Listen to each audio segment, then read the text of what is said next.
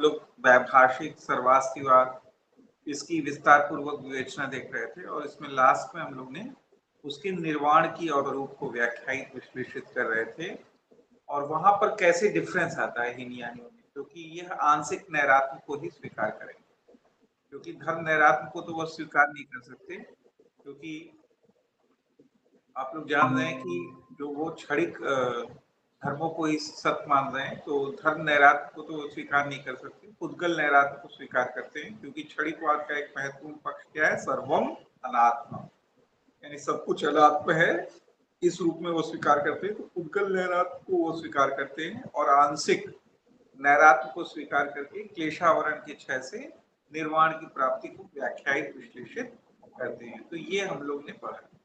अब जो इनका एक दूसरा स्कूल, जैसा हमने स्टार्टिंग में हम लोग ने एक ऐतिहासिक परिप्रेक्ष्य में जानने की कोशिश की थी कि जो इनकी चौथी बौद्ध संगीति हुई थी, इस चौथी बौद्ध संगीति में जो डिवीजन हो गया था कि एक भाग और एक पार्ट, एक स्कूल और निकल गया इनका, जो सर्वास्तिवादी या वैभाषिकों से पृथक होकर एक नए स्कूल के रूप में हमारे समक्ष आया, जिसको हम लोग कहते हैं सौत्रांतिक मत। ठीक है, तो अब हम लोग थोड़ी सी इसकी अवधारणा समझने की कोशिश करते हैं कि ये मत क्या है। मुख्य रूप से तो जो हीनयानियों में मत है, जो विचार है, वो वैभाषिकों का ही स्वीकार किया जाता है और उसकी विस्तार पूर्वक विवेचना की जाती है।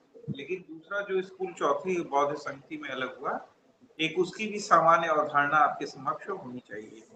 तो पहले तो ये जान लें कि जैसे हम लोग ने स्पष्ट किया था कि सर्वास्तिवाद जैसे सर्व अस्तिवाद, चूंकि बहुतत्ववादी दर्शन सभी क्षणिक धर्मों को सत्य मान लेने के कारण इनका एक नामकरण तो सर्वास्तिवाद पड़ा। दूसरा हम लोग नामकरण जो वैभाषिक वाला नामकरण था, उसको हम लोग ने कैसे डिफाइन किया था कि अभिधर्म ज्ञान प्रस्थान, जो अभिधर्म इनका जो वैभाषिकों का जो त्रिपिटक था संस्कृत में, उसमें एक प्रमुख ग्रंथ था अभिधर्म ज्ञान प्रस्थान, यानी 7 प्रमुख ग्रंथ थे, उसमें एक था अभिधर्म ज्ञान प्रस्थान, जो कि कात्यायनी पुत्र द्वारा रचित था। इसी और जो 6 और ग्रंथ थे वो इसी के फुटनोट थे। इसी अभिधर्म ज्ञान प्रस्थान पर विभाषा नामक टीका लिखी गई थी और उसी टीका पर मुख्य रूप से अपने दार्शनिक मतों को आधारित करने के कारण हम लोग ने कहा कि इसका नामकरण हुआ वैभाषिक। तो एक नामकरण हुआ सर्वास्तिवाद, एक हुआ वैभाषिक। दूसरा स्कूल जो इनसे अलग हुआ और जिसको हम लोग सौतांत्रिक कहते हैं या सौत्रांतिक कहते हैं, इस रूप में डिफाइन करते हैं। इनके इस नामकरण के पीछे की अवधारणा हम थोड़ी सी समझकर फिर थोड़ी दार्शनिक अवधारणा और दोनों में कंपैरिजन को हम लोग समझकर आगे बढ़ने की कोशिश करते हैं। फिर यहाँ से हम लोग कोशिश करते हैं विज्ञानवाद की ओर जाने की ओर, कि किस प्रकार विज्ञानवादी अपने विचारों को यहाँ से उठा रहे होते हैं, इससे सौत्रांतिक से उठा रहे होते हैं। इसीलिए इस जो है सौत्रांतिक को जो है एक बीच की कड़ी के रूप में भी स्वीकार किया जाता है। तो इसके नामकरण के पीछे की अवधारणा ये थी कि जो त्रिपिटक थे, जिसमें हम लोग कहते हैं विनय पिटक, सुत्त पिटक और अभिधम्म पिटक, तो ये जो अभिधर्म है या अभिधर्म पिटक जो जिसको कहा जाता है, इसको जो ये मत है, यानी जो डिवीजन हुआ चौथी बौद्ध संगति में, ये सौत्रांतिक जो है, ये सौत्रांतिक जो है अभिधर्म को बुद्ध रचित नहीं मानते थे, बुद्ध की रचना नहीं मानते थे और इसलिए यह इसको अप्रामाणिक मानते थे। अब देखिए कि जो इनका सर्वास्तिवादियों का जो विचार है, वैभाषिकों का जो विचार है, वह मूल रूप से किस पे है, अभिधर्म पिटक पे ही आधारित है। अभिधर्म पिटक का जो एक प्रमुख ग्रंथ था, 7 प्रमुख ग्रंथ थे, उसमें जो अभिधर्म ज्ञान प्रस्थान था, उसके ऊपर जो वैभाषिक नामक टीका थी, उस पर ही प्रमुख रूप से आधारित था। और ये जो अलग डिवीजन इसलिए हुआ क्योंकि यहीं पर इनके साथ डिफरेंस पैदा हो रहा था। ये जो मत था, वह मत जो है अभिधर्म को मानता ही नहीं था कि ये बुद्ध रचित है और इसको अप्रामाणिक मानता था। तो स्पष्ट रूप है कि यह जब इसको अप्रामाणिक मान रहा है, तो इसके ऊपर अपने दार्शनिक सिद्धांतों को आधारित करने वाले, विश्लेषित विवेचित करने वाले सर्वास्तिवादियों, वैभाषिकों के साथ इनका विरोध स्पष्ट है कि वह इनको स्वीकार करेंगे ही नहीं। तो यही विरोध आधार बना, कारण बना, जिसके कारण चौथी बौद्ध संधि में जो है एक संप्रदाय पृथक हुआ सर्वास्तिवादियों से और स्वयं को वो कहा सौत्रांतिक। अब प्रश्न हुआ कि यह तो आधार हो गया कि अप्रामाणिक मानते थे, हाँ, और जो इनका यह नामकरण पड़ा, यह क्यों पड़ा? क्योंकि ये कहते थे कि जो भगवान बुद्ध के आध्यात्मिक उपदेश हैं, जो इनके मूल उपदेश हैं, वह सुत्त पिटक पर आधारित है। यानी सुत्त पिटक के जो सूत्रांत है, सूत्रांत जो सूत्रों में सूत्र जो है सुत्त पिटक के के जो सूत्रांत हैं, जो चीजें उनकी सूत्रों में लिखी गई हैं, उन सारी चीजों में ही मूल रूप से जो है भगवान बुद्ध के आध्यात्मिक उपदेश निहित है। इसलिए भगवान बुद्ध के आध्यात्मिक उपदेशों को शुद्ध पिटक के सूत्रांतों में मूल रूप से निहित मानने के कारण यह जो है नामकरण इनका पड़ा सौत्रांतिक। ठीक है, तो सुत्त पिटक के सूत्रांतों पर विशेष रूप से आधारित होने के कारण इनका जो है नाम पड़ा सौत्रांतिक। तो यह अवधारणा आप लोग समझ लीजिएगा कि यह अवधारणा महत्वपूर्ण है।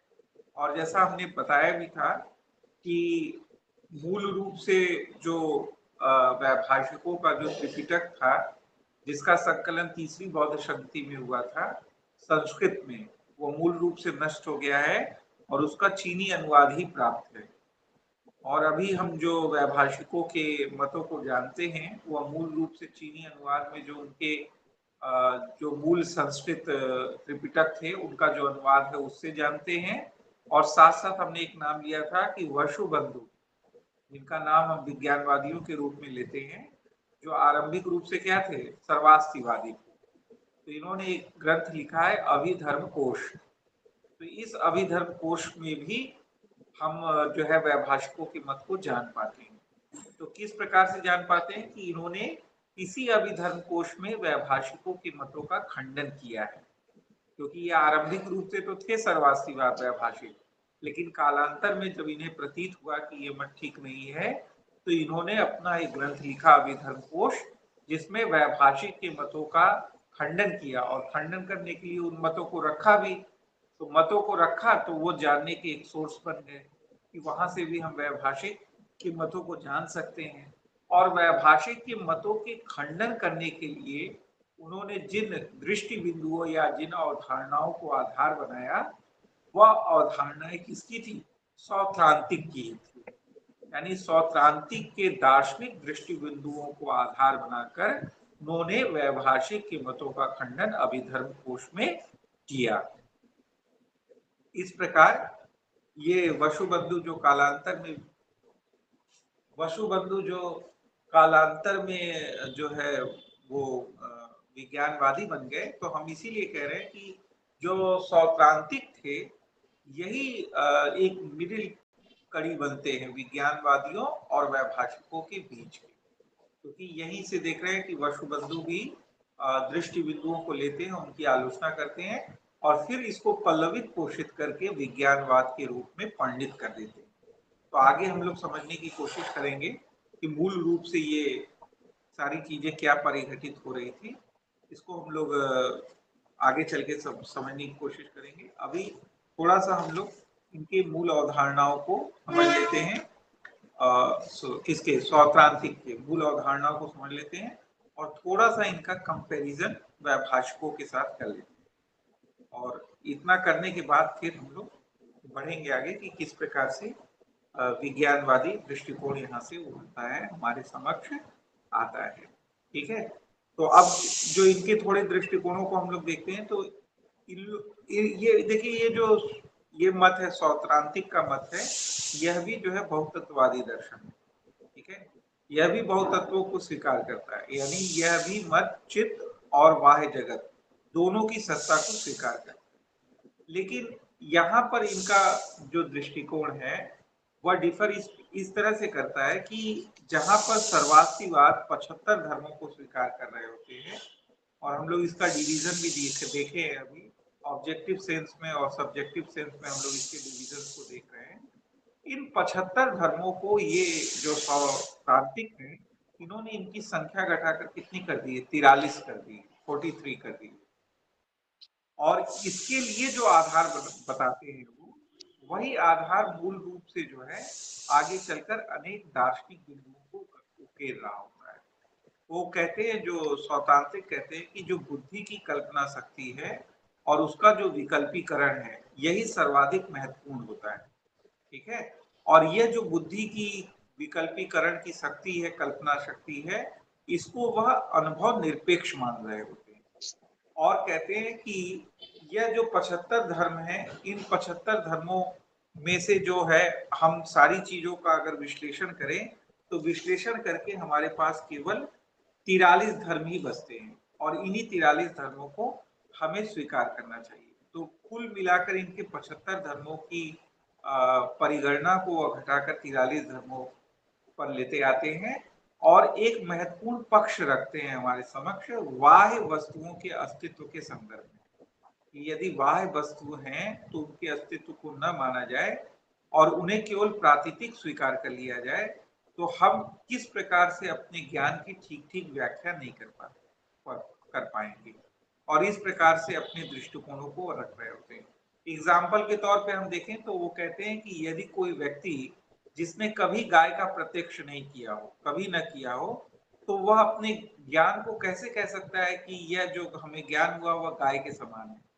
तो गाय के समान अगर हम कह रहे हैं और हम किसी बाह्य वस्तु को स्वीकार नहीं करेंगे, तो ऐसा स्वीकार न करने पे हम कहेंगे कि गाय के समान कहना वैसा ही अर्थहीन हो जाएगा जिस प्रकार से हम कहें शस्त्र श्रृंग। तो शस्त्र श्रृंग जिस प्रकार से अर्थहीन है, उसी प्रकार से गाय के समान कहना अर्थहीन हो जाएगा अगर हम किसी गाय का कभी हमें प्रत्यक्ष हुआ ही नहीं हो।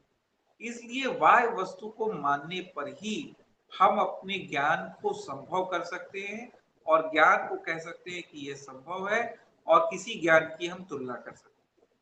ठीक है। तो ये सारी चीजें उन्होंने स्पष्ट करने की कोशिश की और इस प्रकार से अपने व्याख्याओं को विश्लेषित विवेचित करने की कोशिश की और सौतांत्रिकों ने अपने दृष्टिकोण को रखा। तो ये तो एक सामान्य सी दृष्टिकोण था जिसको हमने थोड़ा सा स्पष्ट किया। थोड़ा सा एक कंपैरेटिव दृष्टिकोण हम देख लेते हैं जहाँ थोड़ा सा इनकी दार्शनिक अवधारणाएं और स्पष्ट होगी और थोड़ा सा उस पर आप लोग को अधिक प्रकाश पड़ेगा। एक तो एक महत्वपूर्ण बिंदु यह है इनका, जो हम स्पष्ट करेंगे। एक महत्वपूर्ण बिंदु यह है, पहली चीज, कि जो नामकरण में डिफरेंस है, जो स्टार्टिंग रूप से बता दिया गया कि किस प्रकार से अभी धर्म ज्ञान प्रस्थान पर आधारित होने के कारण वैभाषिक इनको कहा गया और शुद्ध पिटक के सूत्रांतों पर विशेष रूप से आग्रह करने के कारण इन्हें सौतांत्रिक कहा गया। एक ज्ञान मीमांसी डिफरेंस भी आता है दोनों में, सर्वास्तिवादियों में और सौतांत्रिक में, वो समझने की कोशिश करिए। ये जो वैभाषिक है वह बाह्य प्रत्यक्षवादी माने जाते हैं, क्योंकि हम जान रहे हैं कि वैभाषिक क्षणिकवाद का प्रतिपादन करते हैं। तो जो क्षणिकवाद का प्रतिपादन करते हैं उसका प्रभाव उनके ज्ञान मीमांसीय विवेचना में भी पड़ता है। वो कहते हैं कि जो भी हमें चीज हो रही होती है उसका हमें प्रत्यक्ष हो रहा होता है, हम उसका प्रत्यक्ष करते हैं, तो वो सारी चीजों को वो डिफाइन कर रहे होते हैं। लेकिन सौतांत्रिक यहाँ डिफर कैसे करते हैं, वो कहते हैं कि अगर हम स्ट्रिक्ट सेंस में क्षणिकवाद को स्वीकार करें तो फिर हम बाह्य प्रत्यक्षवाद को स्वीकार नहीं कर सकते, यानी इसकी आलोचना करते हैं, अपनी मतभिन्नता प्रस्तुत करते हैं सर्वास्तिवादियों या वैभाषिकों से और कहते हैं अगर स्ट्रिक्ट सेंस में हम क्षणिकवाद को स्वीकार करें कि कोई धर्म उत्पन्न होता है और क्षणिक उसकी सत्ता रहती है और वह विनष्ट हो जाता है, तो कहते हैं कि किसी भी प्रकार का ज्ञान संभव ही नहीं हो पाएगा, हमें प्रत्यक्ष संभव ही नहीं हो पाएगा, क्योंकि किसी भी प्रकार के प्रत्यक्ष के लिए कम से कम किसी चीज का 3 क्षण होना आवश्यक है। तो ये कहते हैं स्टिक सेंस में लेने पे हमें ज्ञान संभव ही नहीं हो पाएगा, क्योंकि एक क्षण वह उत्पन्न होगा, फिर दूसरे क्षण हम उसको जानेंगे और तीसरे क्षण वह विनष्ट होगा, तो कम से कम 3 क्षण तो चाहिए। तो अगर हम इस रूप में देखेंगे तो हमें किसी चीज का प्रत्यक्ष हो ही नहीं पाएगा। तो यहाँ जो ज्ञान संबंधी समस्या उत्पन्न हो रही होती है उसके निराकरण की दृष्टि से वह एक नवीन पक्ष को लेके आते हैं जो आप लोग की यूजीसी नेट जेआरएफ में बार बार पूछा जाता है, इनको कहते हैं बाह्य अनुमेयवादी। यानी वो कहते हैं कि जो हमें बाह्यगत ज्ञान हो रहा होता है वह प्रत्यक्ष से नहीं हो रहा होता है, बल्कि हम उसको अनुमित कर रहे होते हैं। ठीक है, और इसकी व्याख्या जैसे हमने कहा कि अगर स्ट्रिक्ट सेंस में क्षणिकवाद को मानेंगे तो हम बाह्य प्रत्यक्षवाद को मान ही नहीं पाएंगे, ज्ञान संभव ही नहीं हो पाएगा। इसी को स्पष्ट करते हुए कहते हैं कि अगर समस्त जगत जागतिक पदार्थ क्षणिक है तो किसी भी वस्तु के स्वरूप का प्रत्यक्ष ही हमें असंभव हो जाएगा, क्योंकि जिस क्षण किसी वस्तु से हमारा संपर्क होगा उस क्षण वह वस्तु अतीत के गर्भ में चली जाएगी, क्योंकि स्ट्रिक्ट सेंस में अगर हम ले रहे हैं क्षणिकवाद को तो फिर हमें उसका प्रत्यक्ष कैसे होगा? केवल जो उससे उत्पन्न विज्ञान है वही शेष रह जाएगा। तो यहीं से वो पकड़ते हैं कि हमें बाह्यार्थ सत्ता का प्रत्यक्ष नहीं होता है, बल्कि उसके विज्ञानों के आधार पर हम उसको क्या करते हैं? अनुमित करते हैं। तो एक प्रकार से वह वैभाषिकों के बाह्य प्रत्यक्षवाद को बाह्य अनुमेयवाद में पंडित कर देते हैं। तो एक महत्वपूर्ण डिफरेंस ये भी है जिसको आप लोग को समझने की कोशिश करनी। तो ये एक महत्वपूर्ण डिफरेंस था, उसको हम लोग समझते हैं। और फिर एक दूसरा महत्वपूर्ण डिफरेंस जैसा हमने अभी डिफाइन करने की कोशिश की कि जैसा वैभाषिक 75 धर्मों को मान रहे होते हैं, वह उनकी संख्या घटा के क्या कर लेते हैं? 43 कर देते हैं। तो 43 करने के पीछे वो कारण क्या बताते हैं? वह कहते हैं, इसको व्याख्यायित करते हुए, कि जो सर्वास्तिवाद के 75 धर्म हैं उसमें जो 32 धर्म है वह बुद्धि कल्पित है, यानी बुद्धि की कल्पना शक्ति के द्वारा निर्मित है। तो अगर बुद्धि की कल्पना शक्ति के द्वारा निर्मित है तो इन्हें हम हटा दें, और अगर हम 75 में से 32 को हटाएंगे तो 43 मिलेगा। और जैसा हमने स्पष्ट किया अभी कुछ देर पूर्व ही कि जो सौत्रांतिक हैं वो बुद्धि की कल्पना शक्ति को, उसकी विकल्पीकरण की क्रिया को ही सर्वाधिक महत्व देते हैं, और इस विकल्पीकरण की प्रक्रिया को वह अनुभव निरपेक्ष मान रहे होते हैं। तो कहते हैं कि इन 75 धर्मों की अगर विवेचना की जाए तो इनमें से हम 32 धर्म ऐसे निकाल लेंगे जो बुद्धि कल्पित है, बुद्धि की कल्पना शक्ति के द्वारा रचित हैं, इनका कोई बाह्य एग्जिस्टेंस नहीं है। तो अगर बाह्य एग्जिस्टेंस नहीं है और यह क्या है? वस्तुवादी दर्शन है, बहुतत्ववादी दर्शन है, तो इनका जब बाह्य एग्जिस्टेंस नहीं है तो इन 75 धर्मों में से इन 32 धर्मों को स्वीकार करने की आवश्यकता नहीं है। इनमें से केवल 43 धर्मों को ही स्वीकार किया जाना चाहिए।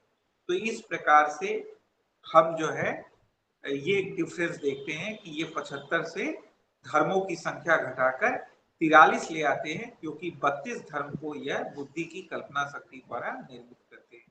और यही जो बुद्धि की कल्पना शक्ति या बुद्धि के विकल्पीकरण की क्रिया को ये महत्व दे रहे होते हैं, इन्हीं कारणों के कारण जो सौत्रांतिक हैं वह वैभाषिक और विज्ञानवाद की मध्य की एक श्रृंखला भी बनते हैं, क्योंकि यहीं पर जब बुद्धि पे ही जोर देने लगा और बुद्धि की कल्पना शक्ति पे ही सारी चीजें आधारित होने लगी, तो बाद में ही इसी बुद्धि की कल्पना शक्ति और विकल्पीकरण की क्रिया को पल्लवित पोषित करके विज्ञानवादी अपनी अवधारणाओं को प्रस्तुत करते हैं। तो ये भी अवधारणा स्पष्ट हो गई कि किस प्रकार यह मध्य की श्रृंखला के रूप में स्वीकार किया जाता है। अब एक और लास्ट डिफरेंस हम लोग देख लेते हैं, जो कि निर्वाण के संदर्भ में आता है इनका, और इसके बाद फिर हम लोग आगे बढ़ने की कोशिश करते हैं कि किस प्रकार से विज्ञानवाद उभर रहा होता है इनकी दार्शनिक अवधारणाओं से प्रभावित। देखिए, जैसा हमने स्पष्ट किया और मूल रूप से जो भगवान बुद्ध के दार्शनिक विचार थे उससे भी हमने कंपैरिजन करने की कोशिश की, और आप लोग को बताया कि किस प्रकार से भगवान बुद्ध पूर्ण नैरात्म को स्वीकार कर रहे थे, यानी पुद्गल नैरात्म को भी स्वीकार कर रहे थे, और साथ साथ धर्म नैरात्म को भी स्वीकार कर रहे थे, और क्लेशावरण के साथ गेयावरण के क्षय को भी आवश्यक मान रहे थे निर्माण के लिए। जबकि हीन यानी जो है, चूंकि वह क्षणिक धर्मों को सत्य मान लेते हैं उनके अर्थ क्रियाकारित्व के आधार पर, तो क्षणिक धर्मों को सत्य मान लेने के आधार पर जो है एक प्रकार से वह धर्म नैरात्म को नहीं स्वीकार कर सकते, क्योंकि वह तो धर्मों को सत्य मान रहे हैं। तो इस प्रकार से आंशिक नैरात्यवाद को स्वीकार करते हैं, और पुद्गल नैरात्म को ही केवल मानकर क्लेशावरण की इच्छा से निर्वाण को मान रहे हो। तो यह तो अंतर हम लोग मूल बौद्ध के जो विचार हैं और हीनयानियों में जो वैभाषिक के विचार है उनके बीच कर रहे हैं। अब हम लोग देख रहे हैं कि यहाँ पे डिफरेंस पैदा हो गया और चौथी बौद्ध संधि में चूंकि ये अभिधर्म को बुद्ध रचित मानते ही नहीं है, इसलिए वो उसको ऑथेंटिक नहीं मानते थे और सूत्र पिटक को ही बुद्ध के उपदेश मानते थे, इसलिए उसके सूत्रांतों पर विशेष आग्रह करने के कारण इनके मत को सौत्रांतिक कहा गया। तो यह डिफरेंस आ रहा है। तो निर्वाण में भी कुछ डिफरेंस आएगा, निर्माण को भी लेने में भी दोनों में कुछ डिफरेंस आएगा। तो उसी को थोड़ा सा रेखांकित कर देते हैं कि किस प्रकार सर्वास्तिवाद या वैभाषिक और जो सौत्रांतिक हैं इनके निर्वाण के संदर्भ में डिफरेंस क्या है और उसको थोड़ा सा हम लोग समझने की कोशिश करते हैं। तो जैसा हमने स्पष्ट किया था कि वैभाषिक निर्वाण को असंस्कृत धर्म के रूप में मानते हैं और भावात्मक स्वीकार करते हैं। ठीक है, यहाँ पर आक्षेप करते हैं जो सौत्रांतिक मत है, वह आक्षेप करता है कि अगर वैभाषिकों की इस अवधारणा को माने, यानी हम माने कि निर्वाण असंस्कृत धर्म है और भावात्मक है, इस रूप में हम स्वीकार करें, तो हमको एक प्रकार से हम इसको धर्म के रूप में स्वीकार करके एक प्रकार से निर्वाण को हम जड़ द्रव्य के समान स्वीकार कर रहे हैं। यानी अगर हम निर्वाण को स्वीकार कर रहे हैं तो हम एक प्रकार से कह रहे हैं कि पंच स्कंदों का भी निरोध हो जाएगा, पंच स्कंदों का भी निषेध हो जाएगा। तो सभी चीजों का निषेध होने से विज्ञान और चैतन्य सभी का निषेध मानना पड़ेगा।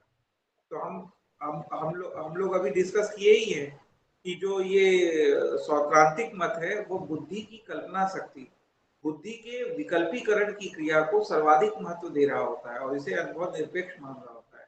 तो कहते हैं कि अगर इस रूप में हम निर्वाण को मानने लगे जैसा वैभाषिक मान रहे हैं, तो एक प्रकार से जो है पंच स्कंदों का जब निषेध होगा, रूप वेदना संज्ञा संस्कार और विज्ञान, तो विज्ञान और चैतन्य सबका निषेध मानना पड़ेगा, चित्त सबका निषेध हो जाएगा।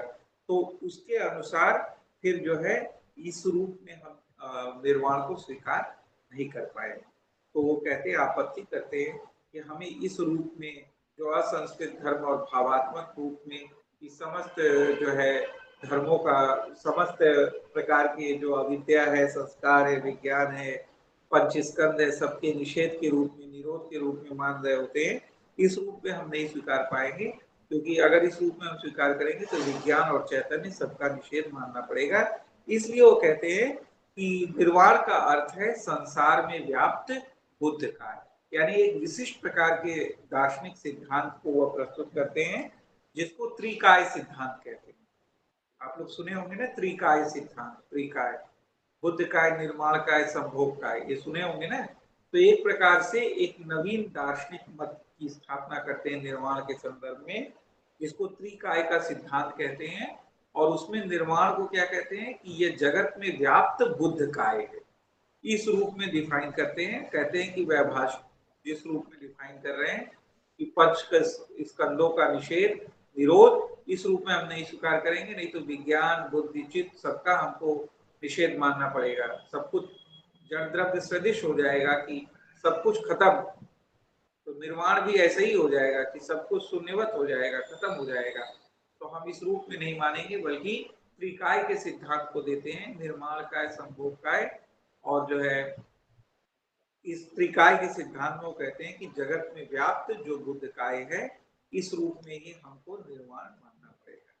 ठीक है, तो वो कहते हैं और डिफाइन करके फर्दर आपकी पुस्तकों में दिया है कि निर्वाण जो है विशुद्ध ज्ञान से उत्पन्न भौतिक जीवन का चरम निरोध, यानी जो भौतिक जीवन हम जी रहे होते हैं, जब विशुद्ध ज्ञान की उत्पत्ति होती है तो हम जो है इस विशुद्ध ज्ञान के द्वारा इस जो भौतिक जगत जागतिक जो है उसका हमको चरम निरोध हो जाता है और जगत में व्याप्त बुद्ध काय के रूप में हम जो है निर्वाण को देख पाते हैं।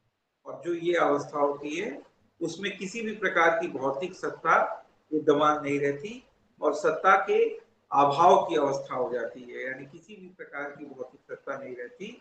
और वैभाषिक से इनकी मत भिन्नता ये है कि वहां पर तो ऐसा प्रतीत हो रहा है कि वैभाषिक निर्वाण को एक सत्तावान पदार्थ की रूप में मान रहे हैं, एक जड़ द्रव्य के रूप में मान रहे हैं और पंच स्कंदों के निरोध के रूप में देख रहे हैं, जो कि ठीक नहीं है।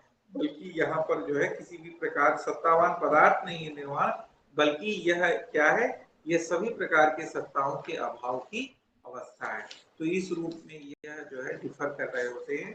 ये सब माइन्यूट गूढ़ चीजें हैं जो आप लोग के पुस्तकों में लिखी है, लेकिन सामान्य तौर पे आप लोग को विश्लेषित विवेचित व्याख्यायित संप्रेषित नहीं किया जाता है, जिसके कारण आप लोग की अवधारणाएं स्पष्ट नहीं होती है। तो ये अवधारणाएं हमने कोशिश की कि आपको स्पष्ट हो जाए। ठीक है।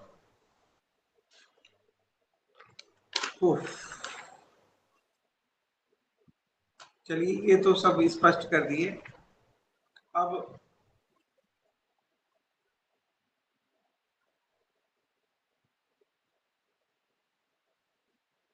थोड़ा सा हम लोग देखने की कोशिश करते हैं। वैसे काम तो हो ही रहा है, क्या बताया जाए।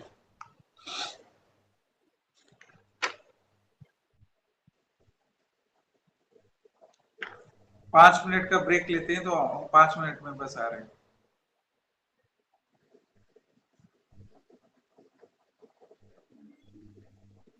स्टार्ट करना। अभी हम लोग जैसे कल हमारा कोई प्रेजेंटेशन है, तो वो प्रेजेंटेशन करने के उपरांत जो है ना, हम इसको कंटिन्यू करेंगे और इसको हम थोड़ा सा डिटेल में जाएंगे, डिटेल में इसको पढ़ाएंगे आप लोग को। क्योंकि अभी इसका हम तो ये तात्विक पक्ष बता रहे हैं, ज्ञान मीमांसी पक्ष भी विस्तार पूर्वक बताएंगे। और हम कोशिश करेंगे ना कि इंडियन फिलोसफी के 3-4 स्कूल्स को हम एक साथ कर लें, ताकि एक फ्लो बन जाए। अभी बौद्धिज्म कर रहे हैं, तो उसके बाद और भी 3-4 स्कूल्स को हम सोच रहे हैं कि करने के बाद फिर हम लोग बचे हुए जो समकालीन पाश्चात्य दर्शन है उस पर आके फिर हम लोग कोई नए टॉपिक उठाएंगे। तो अभी जो अब क्लासरूम में हम लोग थोड़ा बहुत करना चाहते हैं, तो थोड़ा सा हम ये बताना चाह रहे हैं अभी कि पहले तो कैसे उभरा, सौत्रांतिक मत से किस प्रकार से वो विज्ञानवादी अपने मतों को पल्लवित पोषित करते हैं। एक यह थोड़ी सी अवधारणा स्पष्ट करेंगे हम, और थोड़ा सा विज्ञानवादियों का मूल अवधारणा था क्या, किस रूप में वो डिफाइन कर रहे थे, इसको स्पष्ट करेंगे। और थोड़ा सा हम शून्यवाद के ऊपर डाल के ये क्लास को खत्म कर देंगे। तो हमको लग रहा है 15-20 मिनट लगेगा। इसको हम लोग समझने की कोशिश करते हैं। देखिए, जैसा बार बार हम कह रहे हैं कि जो सौत्रांतिक मत थे वह बुद्धि के विकल्पीकरण की प्रक्रिया को सर्वाधिक महत्व देते थे और इसको अनुभव निरपेक्ष मान रहे होते थे। और यही एक प्रमुख मत था जिसके कारण विज्ञानवाद धीरे धीरे अपने मतों को, दृष्टिकोणों को यहाँ से पल्लवित पोषित करता है। तो ये कैसे सारी चीजों को डिफाइन कर रहे होते हैं और विज्ञानवाद कैसे यहाँ से उभर रहा होता है, इसको हम लोग थोड़ा सा समझने की कोशिश करेंगे। और इस कोशिश के बाद हम लोग ये भी देखेंगे कि विज्ञानवाद में कौन से प्रमुख दार्शनिक हैं। और एक डिवीजन भी है विज्ञानवाद का, स्वतंत्र विज्ञानवाद, और एक को कहते हैं सौत्रांतिक विज्ञानवाद। तो ये डिवीजन क्या है और इसको भी थोड़ा सा हम इस पे प्रकाश डालेंगे। तो जैसा हम पहले आरंभिक रूप से समझने की कोशिश करते हैं कि विज्ञानवाद कैसे उभर रहा होता है सौत्रांतिक मत के दृष्टिकोण से प्रभावित होकर। तो हमने स्पष्ट किया जैसे कि सौत्रांतिक मत ने ज्ञान के संदर्भ में जो हमारे समक्ष दृष्टिकोण रखा, वो ये रखा कि जो हमारा लौकिक ज्ञान है, जो हमारा सांसारिक ज्ञान है, वह इंद्रिय संवेदन और बुद्धि विकल्प, इन दो निर्माणक तत्वों से बनता है। इंद्रिय से संवेदनाएं प्राप्त होती हैं। जैसे आपको लगेगा कि कांट वाला दर्शन हम देख रहे हैं, तो उसी से मिलता जुलता दर्शन है, आप समझने की कोशिश करिएगा। कालखंड के हिसाब से देखेंगे तो ये बहुत पहले ही अपना दर्शन रख चुके थे और बहुत कालांतर में कांट ने ये सारी चीजों को स्पष्ट किया। तो बहुत लोग कहते हैं कि कांट ने बुद्ध के, भगवान बुद्ध के बहुत सारे ग्रंथों को पढ़ा हुआ था और उनसे वो प्रभावित होकर बहुत सारे दृष्टिकोणों को रख रहे थे। गीता भी पढ़ रखी थी, इसीलिए कांट ने कर्तव्य का सिद्धांत वगैरह प्रस्तुत किया। तो बहुत सारी चीजें हैं, कालखंड के दृष्टिकोण से तो प्रमाणित भी होता है, क्योंकि भारतीय दर्शन में ये सारे पक्ष बहुत पहले ही रख दिए गए थे और कालांतर में कांट उसको अपने दृष्टिकोणों से प्रस्तुत कर रहे थे। जो भी हो, ये सब तो रिसर्च और विवाद का विषय है, इसमें हम लोग नहीं जाएंगे। तो जैसा हम कह रहे हैं कि सौत्रांतिक जो हैं वो कहते हैं कि ज्ञान के संदर्भ में कि लौकिक ज्ञान इंद्रिय संवेदन और बुद्धि विकल्प इन दो निर्माणक तत्वों से मिलकर बनता है, जिसमें से जो संवेदनाएं हैं वह स्वलक्षण से आती हैं। यानी स्वलक्षण मतलब कि जो वस्तु का मूल स्वरूप होता है, यानी वस्तु जो मूल तत्व है, विकल्प रहित मूल तत्व है, उसको वो स्वलक्षण कहते हैं। वहां से संवेदनाएं आ रही होती हैं और इन संवेदनाओं से बुद्धि विकल्प जो है इन संवेदनाओं को ग्रैप्स करता है और उन्हें संबद्ध और व्यवस्थित बनकर ज्ञान का रूप देता है। तो यही तो कांट भी कह रहे होते हैं। तो देखिए ये कांट कहाँ से विचारों को ले रहे होते हैं या प्रभावित हो रहे होते हैं। इस प्रकार हमारा ज्ञान जो है स्वलक्षण रूपी मूल तत्व का नहीं होता, यथार्थ ज्ञान नहीं होता। तो वो भी कहते हैं कि स्वयं में वस्तु का ज्ञान हमें नहीं होता, ज्ञात और अज्ञेय, ये सब आप कांड में पढ़े होंगे ना कि स्वयं में वस्तु का, थिंग इन इट सेल्फ का ज्ञान हमें नहीं होता, नॉमना और फेनोमना का भेद करने लगते हैं। तो यहाँ पे भी यही कहा जा रहा है कि हमारा ज्ञान स्वलक्षण रूपी मूल तत्व का नहीं होता, बल्कि होता किसका है, बुद्धि विकल्पों की कल्पना शक्ति द्वारा निर्मित ज्ञान होता है। तो इसी को वो कांड क्या कह रहे होते हैं, फेनोमना कह रहे होते हैं। तो इसीलिए कहते हैं कि बुद्धि की कल्पना शक्ति के द्वारा हम अनुमित करते हैं, हम वस्तु के स्वरूप को अनुमित करते हैं। इसीलिए सौत्रांतिक का जो मत है वह क्या है, बाह्य अनुमेयवाद है। क्योंकि हमने अभी स्पष्ट किया कि स्ट्रिक्ट सेंस में अगर क्षणिकवाद को हम लेंगे तो स्ट्रिक्ट सेंस में क्षणिकवाद को लेने पे तो हम व्याख्यायित नहीं कर पाएंगे, वह प्रत्यक्षवाद को किसी का प्रत्यक्ष संभव ही नहीं होगा। इसलिए यह अपने दार्शनिक सिद्धांत को ज्ञान के संदर्भ में बाह्य अनुमेयवाद में परिणित कर देते हैं। यानी प्रत्यक्ष स्वलक्षण से प्राप्त अनुभूति है, जो भी प्रत्यक्ष होता है वह स्वलक्षण का होता है, और जो भी हमें अनुमान हो रहा होता है वह बुद्धि विकल्पों द्वारा निर्मित सामान्य लक्षण का होता है, जिसको सविकल्पक ज्ञान कहते हैं। तो एक प्रकार से एक नया डिवीजन आ गया कि स्वलक्षण का जो भी ज्ञान होगा वह प्रत्यक्ष से होगा, और जो भी सामान्य लक्षण का ज्ञान होगा वह किससे होगा, अनुमान से होगा, सविकल्पक ज्ञान से होगा। यानी निर्विकल्पक प्रत्यक्ष से हम स्वलक्षण को जानेंगे और सविकल्पक प्रत्यक्ष से हम क्या जानेंगे, सामान्य लक्षण को जानेंगे। यह एक महत्वपूर्ण चीज प्राप्त हुई।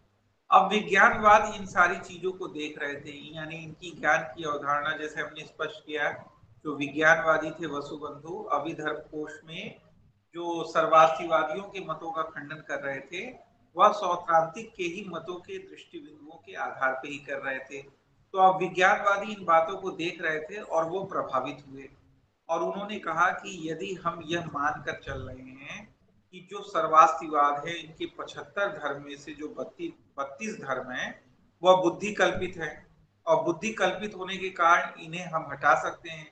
तो अगर इसी आधार को हम और थोड़ा व्याख्यायित विवेचित करें तो हम कह सकते हैं कि जो समस्त भूत भौतिक धर्म भी हैं, यानी आप केवल 75 में से 32 को क्यों हटा रहे हैं, बल्कि जो समस्त भूत भौतिक धर्म है वह सभी भी बुद्धि कल्पित ही है, और अगर ये सभी भी बुद्धि कल्पित है तो हमें इन्हें भी हटा देना चाहिए।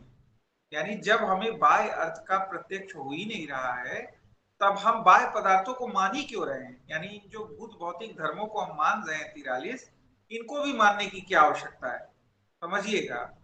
देखिए ये जो प्रस्तुत कर रहे हैं अपनी ज्ञान संबंधी विवेचना सौत्रांतिक मत, वो कहते हैं कि हमें स्वलक्षण का तो प्रत्यक्ष होता है, लेकिन सामान्य लक्षण का हमें क्या होता है, अनुमान होता है। तो हम जान ही नहीं रहे होते हैं, हम बुद्धि विकल्पों की कल्पना शक्ति से ही चीजों को जान रहे होते हैं। तो उनका कहना है कि जब हम किसी चीज को जान ही नहीं रहे तो हम उसको मान क्यों रहे हैं, और हम जब इस आधार को लेकर चल रहे हैं और कह रहे हैं कि 75 धर्मों में से जो 32 धर्म है वो बुद्धि कल्पित है, इसको हटा देना चाहिए, तो भूत भौतिक धर्मों को भी हम कह रहे हैं कि हमें इनका तो प्रत्यक्ष हो ही नहीं रहा है, बल्कि हम बुद्धि की कल्पना शक्ति के द्वारा हम इनको अनुमित कर रहे हैं। तो इसका मतलब है इन भूत भौतिक धर्मों को भी स्वीकार करने की क्या आवश्यकता है। तो हम समस्त धर्मों को इसी आधार पर जो है हटा सकते हैं। तो यहाँ से एक महत्वपूर्ण अवधारणा प्राप्त हुई कि बाह्य अर्थों का जब प्रत्यक्ष नहीं होता तो इनका अनुमान भी स्वीकार करना व्यर्थ है। अर्थात हमें केवल संवेदनाओं का ही अनुभव हो रहा है, हमें केवल सेंसेशंस का ही अनुभव हो रहा है, उनको उत्पन्न करने वाले बाह्य पदार्थ का नहीं हो रहा है।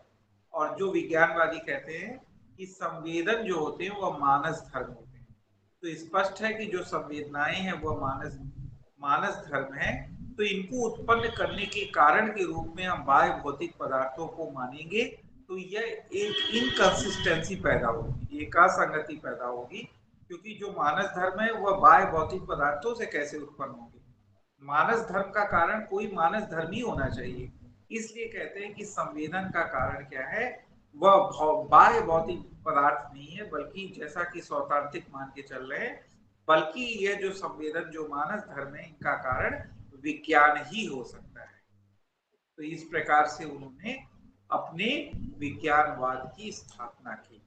ठीक है, इस प्रकार हम लोग देख रहे हैं कि विज्ञानवाद ने जो है अपने निरपेक्ष विज्ञानवादी दर्शन में समस्त भूत भौतिक धर्मों और चित्त भूत भौतिक धर्मों का निराकरण कर दिया और केवल चित्त चैत्य धर्मों को स्वीकार कर लिया और उनका विस्तार पूर्वक वर्गीकरण। और आगे चल के हम लोग शून्यवादी दर्शन में देखेंगे कि शून्यवादियों ने क्या किया, भूत भौतिक धर्म और चित्त चैत्य धर्म इन सभी का निराकरण कर दिया और एकमात्र तत्व के रूप में उन्होंने शून्य यानी निर्वाण को स्वीकार किया और इस प्रकार भगवान बुद्ध के आध्यात्मिक अद्वैतवादी दर्शन का प्रतिपादन किया। तो ये आगे चल के हम लोग देखेंगे। ठीक है,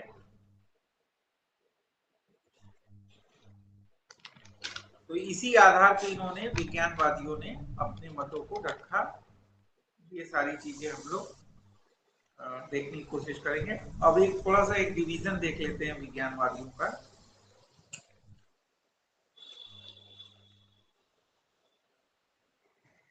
देखिए, जैसा हमने कहा कि दो डिवीजन है इनका, एक तो मूल विज्ञानवादी कहलाते हैं और दूसरा जो है सौत्रांतिक विज्ञानवादी कहलाते हैं। जो मूल विज्ञानवादी है उनको स्वतंत्र विज्ञानवादी कहते हैं और उसके जो आचार्य हैं प्रतिष्ठित करने वाले, उसका श्रेय जाता है मैत्रेय नाथ को मूल विज्ञानवाद। और इसके जो मूल विज्ञानवाद के और आचार्य हैं, असंग हैं, आचार्य वसुबंधु हैं, उनका नाम बार बार आ रहा है अभिधर्म कोश के रूप में, और स्थिरमती। ये सभी मैत्रेय नाथ, असंग, आचार्य वसुबंधु, स्थिरमती, इन लोग का नाम याद रखिए क्योंकि इन लोग का पूछ देता है कि विज्ञानवादी है कि क्या है, नाम याद रखना बड़ा आवश्यक है। ये सभी मूल विज्ञानवादी आचार्य हैं। और जो एक और विज्ञानवाद है जिसको हम लोग मूल विज्ञानवाद से स्वतंत्र होकर अपने मतों को रखता है, जिसको हम लोग सौत्रांतिक विज्ञानवाद या स्वतंत्र विज्ञानवाद कह रहे होते हैं, उसके प्रतिष्ठापक आचार्य दिग्नाथ को माना जाता है। उसके प्रतिष्ठापक आचार्य दिग्नाथ हैं और अन्य आचार्यों में आचार्य धर्मकीर्ति, शांत रक्षित, कमलशील आदि को माना जाता है। ठीक है, तो ये एक दो महत्वपूर्ण डिविजन्स हैं जो मूल विज्ञानवाद और स्वतंत्र या सौत्रांतिक विज्ञानवाद के रूप में हैं।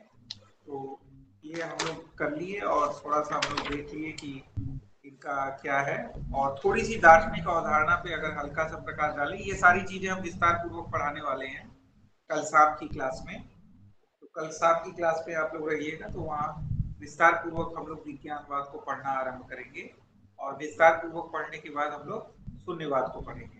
ठीक है, तो परेशान होने की जरूरत नहीं है। अभी तो हम एक शॉर्ट तरीके से आप लोग के सामने एक प्रस्तुतिकरण कर, समझ लीजिए एक पृष्ठभूमि, कल के शाम के क्लास की एक पृष्ठभूमि रखी जाए। अब इनकी जो प्रमुख दार्शनिक अवधारणा है जिसको हम लोग आलय विज्ञान के रूप में जानते हैं।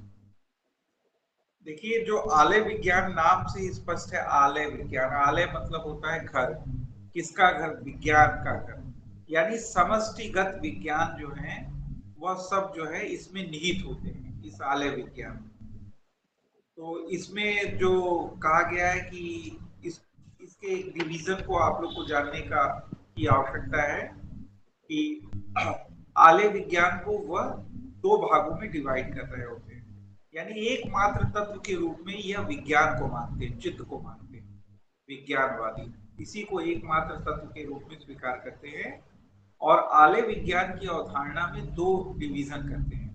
वो कहते हैं कि आलय विज्ञान में एक है जिसको हम लोग कहते हैं समष्टिगत विज्ञान, एक को कहते हैं समष्टिगत विज्ञान और दूसरे को कहते हैं व्यक्तिगत विज्ञान, या इसी को व्यक्तिगत विज्ञान को वह प्रवृत्ति या ये दो व्यक्तिगत विज्ञान दो चीजों से मिलकर बनता है, एक प्रवृत्ति विज्ञान और प्लस मनोविज्ञान, इन दोनों को मिलाकर बनता है व्यक्तिगत विज्ञान।